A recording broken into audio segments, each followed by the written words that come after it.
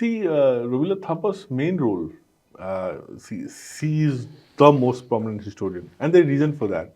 Romila Thapar is also speaks very well. She speaks very well. She is very articulate. Some of the other eminent historians might not be that articulate, but she used to write well. She was very articulate, and she belonged to what you call the elitist of the elite of Delhi. The Thapars are the like what the Kapoors are of Bollywood. Thapars belong to this Lutyens world. They completely own government, media, academia. Thapars are also related to Kapoors, by the way. Yes, they are. I'm not joking. Thapar also Thapar was also the defense chief when India-China war happened. So Thapars were everywhere. They completely control. Thapar is also in the wildlife.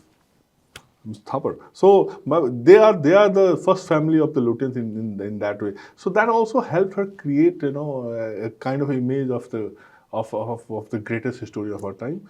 Apart from that, she used to write well, no doubt about that.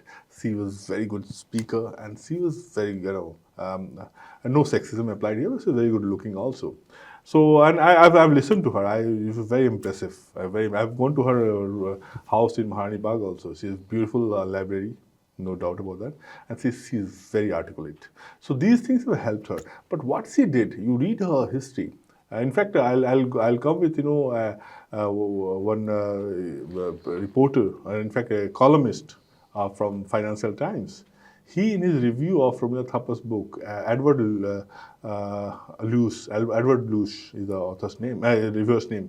In the review of early history by Romila Thapar, he says that Romila Thapar is the one who proved beyond doubt that Hindus destroyed temples and Buddhist viharas. And what an incredible work that is. He wrote in that. In the end, this happened 2003-4 की बात है, just 20 years back. I'll just jog it back around 2000, early 2000. One American researcher came to India, the lady. She came to India, and when she was in Delhi, one article appeared in Hindustan Times that said that Hindus had destroyed temples and Buddhist viharas. In Hindustan Times, an article had come. That lady goes to that historian, asks him that, okay, I'm doing research on that. Can you share the evidence of that with me? The gentleman says, sorry, I don't have evidence, but Romila has all the evidence. Please go to Romila Thapar. She has all the evidences. She then follows the thing, goes to Romila Thapar and asks for the same. Romila Thapar says, oh, so sorry, I don't have the evidence. But Richard Eaton, the great historian from America, has everything with him. Now, interestingly, the first person she went was Harvansh Mukhia, another evident historian.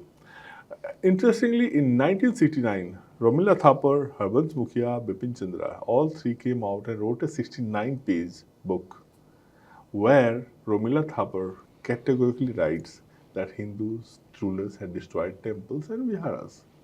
In 1969, and in early 2000s, when an American researcher reaches out to her for evidence, she doesn't have evidence, and she's saying, oh, I don't have, but Mr. Eaton has something, please go and do. So for 30 years without an evidence, they had their say and no one questioned them. That's what ecosystem does. There was no accountability, there were no questions. Whatever they said was accepted. For 30 years, he propagated this thing, temple destruction, and there were no questions. And the reality now is, okay, you'll ask, but what wasn't temple destroyed? There was one king called Harsha in Kashmir. He destroyed temples. But again, the devil lies in the detail. Harsha in Kalhan's Raj Tarangini is called Turushka, a person who behaves like Turks for his activities, and he has been completely took on in that book. And he said that he also has employed Turks in his army, Turks in his army, who are behaving like that. The narrative which comes out when you read is that he was behaving out of greed.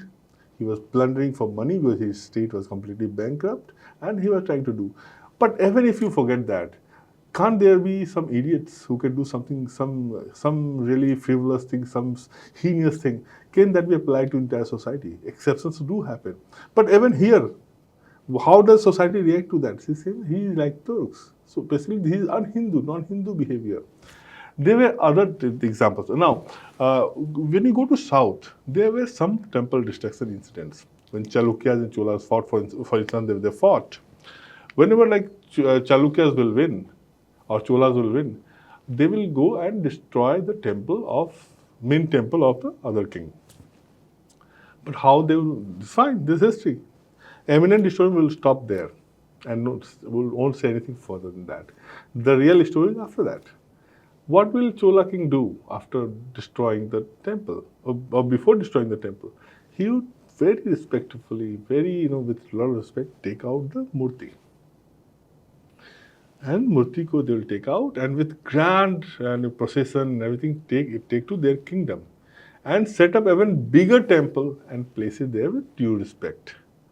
And once murti is gone, is that a temple or is that a house? That's a house. But another reason for that, why would they destroy that house? Because in our literature, that temple would legitimize the kingship, that king. So they were told to do that. Otherwise, the legitimacy of that king who has been defeated still remains. So you do it for that purpose. You don't do it to destroy. As I said, intention is more important. Now, Why you are doing that? So that story is not told. So even when few destruction happens, this is happening because of this, and not because they wanted to vandalize or kill or what they do.